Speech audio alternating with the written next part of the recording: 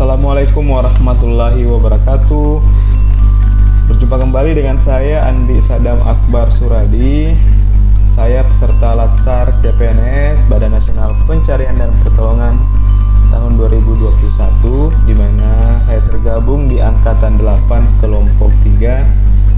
Pada kesempatan kali ini saya akan bercerita mengenai pengalaman saya saat melakukan pembelajaran jarak jauh baik secara sinkronus dan secara asinkronus mengenai materi pelayanan publik. Materi pelayanan publik ini adalah salah satu materi yang paling penting karena dari semua teori yang kita pelajari di pelayanan publik inilah akan kita terapkan. Baik, berikut beberapa hal yang saya pelajari dari pelayanan publik yang saya buat dalam bentuk mind map. Sebagai makhluk sosial, manusia sendiri tidak bisa lepas dari yang namanya pelayanan.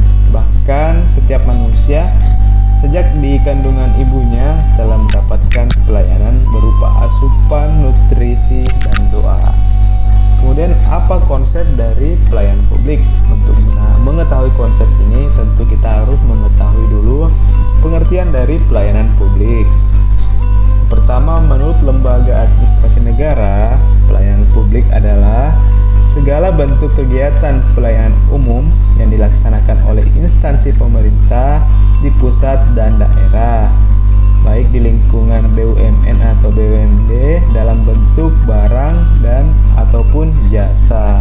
Kemudian menurut Departemen Dalam Negeri bahwa pelayanan publik adalah suatu proses bantuan kepada orang lain dengan cara-cara tertentu yang memerlukan kepekaan dan hubungan interpersonal untuk menciptakan kepuasan dan keberhasilan.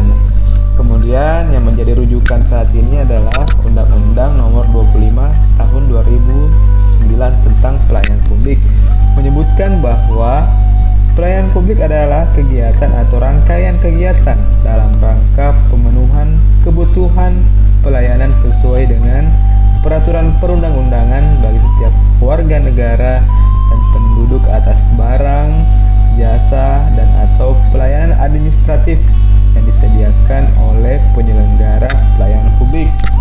Dari pengertian ini dapat diketahui bahwa pelayanan publik ini bisa berupa barang, jasa, maupun pelayanan administratif. Kemudian untuk jenis barang atau jasa itu ada beberapa macam. Yang pertama adalah barang semi private seperti jalan tol dan fasilitas bandara. Kemudian barang private atau barang pribadi seperti rumah, mobil. Terus ada barang semi public seperti sumber air, bawah tanah, hasil hutan. Kemudian ada barang publik atau fasilitas umum yang kita sebut seperti udara bersih, jaminan keamanan, TNI dan Polri. Kemudian inti dari pelayanan publik ini mempunyai 3 unsur dalam pelayanan publik. Itu yang pertama adalah organisasi penyelenggara publik. Kemudian yang kedua adalah penerima layanan. Dan yang ketiga adalah kepuasan. Hal ini seperti saat kita melakukan jual beli. Harus ada penjual dan harus ada namanya pembeli. Nah, dari proses jual beli ini tentu harus ada kepuasan kepada si pembeli, entah dalam bentuk pelayanan yang baik atau mengenai harga. Apakah pas dengan kebutuhan si pembeli.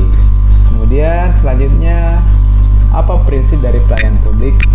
Ada beberapa prinsip dari pelayanan publik, antara lain yaitu partisipatif, kemudian harus transparan, kemudian seorang pelayanan publik harus responsif, tidak boleh namanya diskriminatif dan mudah marah, harus efektif dan efisien dalam memberikan pelayanan, harus aksesibel, akuntabel, dan berkeadilan. Kemudian pola pikir sebagai pelayan publik. Ketika menjadi pelayan publik atau ketika menjadi ASN, pola pikir kita harus berubah dari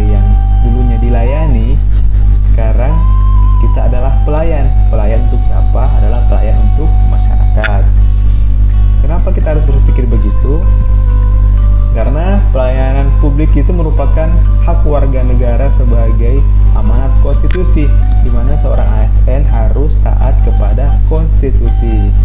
Kemudian yang kedua, pelayanan publik diselenggarakan dengan pajak yang dibayarkan oleh warga negara. Jadi sebagai seorang ASN, kita sebenarnya digaji oleh masyarakat. Jadi sudah sewajarnya kita memberikan pelayanan prima kepada masyarakat.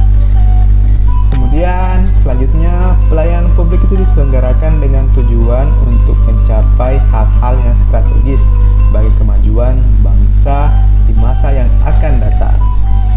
Kemudian yang terakhir, pelayanan publik memiliki fungsi tidak hanya memenuhi kebutuhan dasar warga negara sebagai manusia, akan tetapi juga berfungsi untuk memberikan perlindungan bagi warga negara.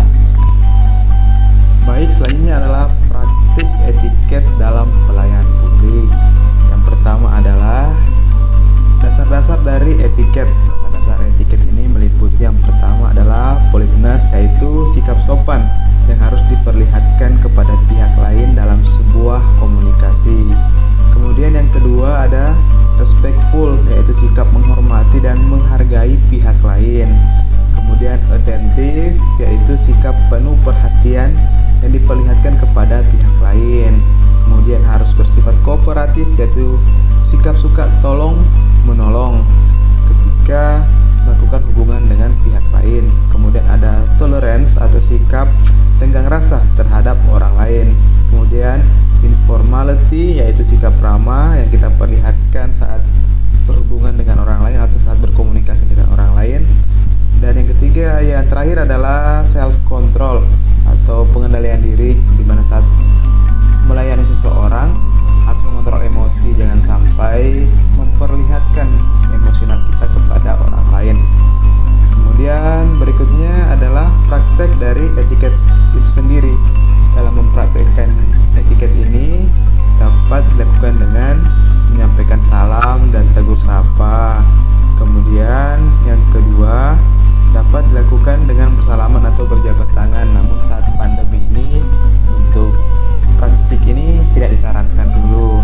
Kemudian bisa dengan melakukan atau bertamu dengan etiket yang baik. Kemudian yang terakhir, mungkin di saat berkomunikasi melalui telepon harus menggunakan kata-kata yang sopan. Kemudian yang terakhir, apa manfaat menerapkan etiket? Setelah menerapkan etiket ini ada beberapa manfaat yang dapat kita peroleh, yaitu yang pertama, hubungan menjadi komunikatif atau memudahkan berhubungan dengan setiap orang. Yang kedua adalah atraktif atau mampu mencari bahan pembicaraan tanpa melukai perasaan pihak lain. Kemudian ada respectable atau menghargai dan menghormati orang lain.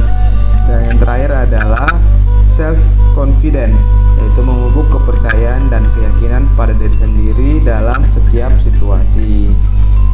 Baik, mungkin sekian yang dapat saya sampaikan mengenai pengalaman saya mengikuti materi pelayanan publik yang saya pelajari secara sinkronus maupun asinkronus. Untuk sinkronus dan asinkronus ini sendiri merupakan pembelajaran yang efektif di masa pandemi, di mana kita tidak disarankan untuk